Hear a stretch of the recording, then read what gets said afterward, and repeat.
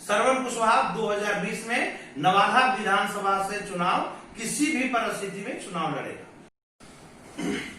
मैं हूं दिग्विजय सिंह उर्फ दिग्गी राजा और तरंग मीडिया में आपका स्वागत है। आज हमारे बीच हैं नवादा जिला के सबसे युवा और सबसे प्रभावशाली उम्मीदवार श्रवण मुखिया जी। नवादा विधानसभा से उपचुनाव पिछले बार लड़ चुके हैं।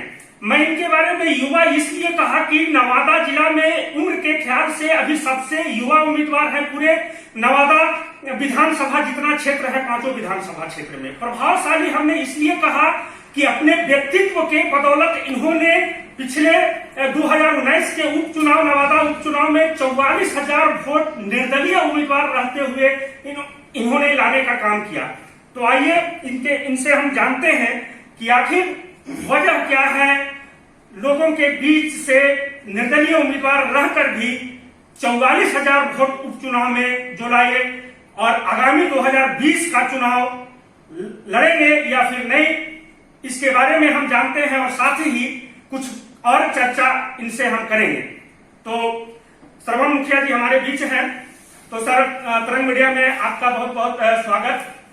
तो क्या वजह है 2019 पिछले साल जो चुनाव हुआ 19 में, उपचुनाव में सब निर्दलीय उम्मीदवार रहते हुए आपने नवादा में एक इतिहास रचने का काम किया, क्या वजह है?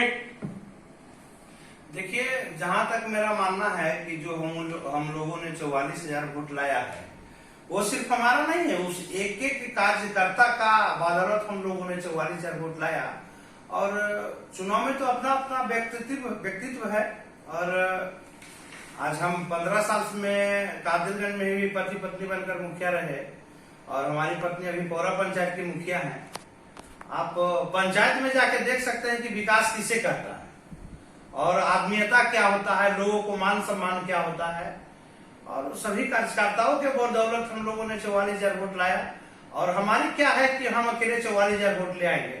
हमारी आबादी भी नवादा में नहीं है, क्योंकि हम जात का नहीं जमात की राजनीति करते हैं।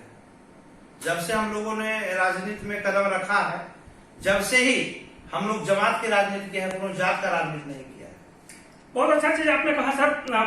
यहाँ क्या नहीं लगता है कि लगभग जगहों पे जमात को लेकर नहीं, सिर्फ जात में उलझाकर और उम्मीदवार लोग जो है वो मैक्सिमम की मैं बात करता हूँ, जात पात में उलझाकर और लोगों के विकास को अवरुद्ध किया जा रहा है।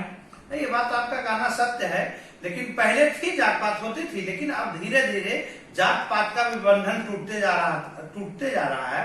आपको हम एग्जाम्पल में बताते हैं कि केजरीवाल आज दिल्ली सरकार के मुख्यमंत्री हैं। केजरीवाल जी, उनकी क्या आबादी है दिल्ली में, लेकिन चूंकि वहां का लोग विकास चाहते हैं और पढ़े लिखे हैं, समझदार हैं, इसलिए आज विकास के नाम पर केजरीवाल जी मुख्यमंत्री है। कहाँ जात पात है? तो अब दिन प्रतिदिन जात पात से लोग ऊपर उठ रहे हैं। और यहाँ भी नवादा विधानसभा में भी 2020 में पूर्णतः आपको दिखने को मिलेगा कि जात पात की बंधन सब ध्वस्त हो गए।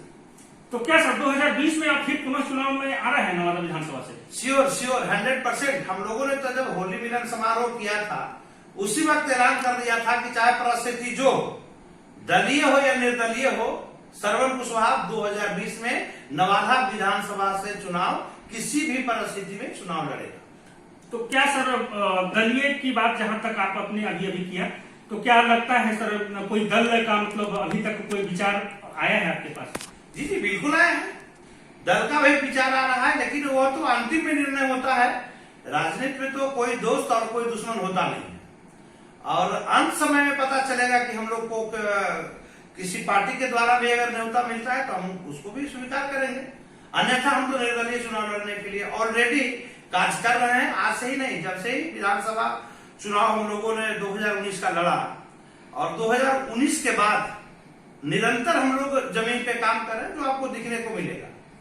ये तो आपने सिद्ध कर दिया है सर 2019 के उपचुनाव में कि यहाँ पर सिंबल की जो महत्ता है उसको दरकिनार करते हुए, व्यक्तित्व की महत्ता को प्रखर बनाते हुए आपने जो 44,000 वोट लाया, ये तो साबित करता है कि सिंबल नहीं रहते हुए भी नवादा विधानसभा में आपका प्रभुत्व है। तो क्या लगता है कि निर्दलीय उम्मीदवार रहकर आप अब इससे ज्यादा अच्छा परफॉर्मेंस करेंगे क्या? इसके बारे में क्या कहेंगे?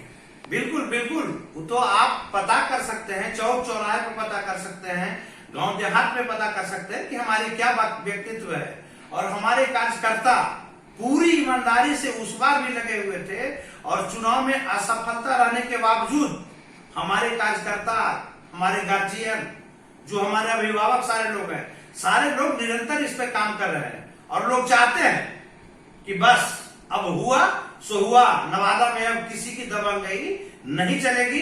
जो विकास करने वाला पुरुष रहेगा, जो विकास करने वाले लोग रहेंगे, वही लोग रहेंगे, और अब बस बहुत हुआ।